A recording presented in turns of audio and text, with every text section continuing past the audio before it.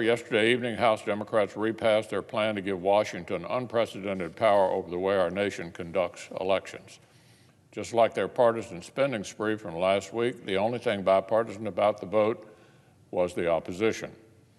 The same party that wants to change Senate rules when they lose a vote, pack the Supreme Court when they lose a case, and throw out the Electoral College every time they lose the White House, now wants to forcibly rewrite 50 states' election laws from Washington. It's unprincipled, it's unwarranted. Large portions of it may well be unconstitutional. One of the key principles of American elections is that federal office holders cannot personally micromanage the ways in which voters can hire and fire us.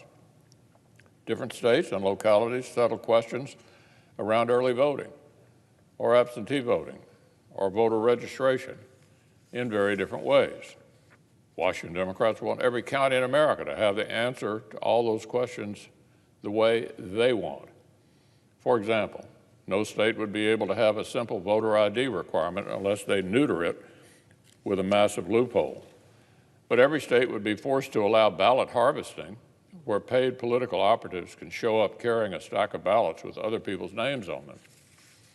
Imagine looking at this national landscape where we've seen the losing side doubt the legitimacy of 2 consecutive presidential elections and thinking this is the time for a sweeping one-party rewrite of election law.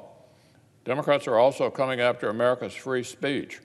The Federal Election Commission was set up after Watergate to be a bipartisan panel by design. The FEC intentionally needs bipartisan consensus to throw a penalty flag. Washington Democrats want to scrap that as well.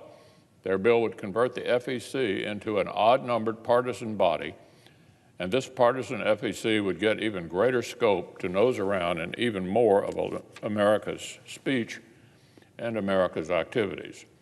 The bill also tramples on citizens' privacy with new mandates that would intensify cancel culture and help mobs harass people for their private views. Even the left-wing ACLU condemns this part of H.R. 1. This is what the ACLU had to say. It could directly interfere with the ability of many to engage in political speech about causes that they care about and that impact their lives, end quote, from the ACLU.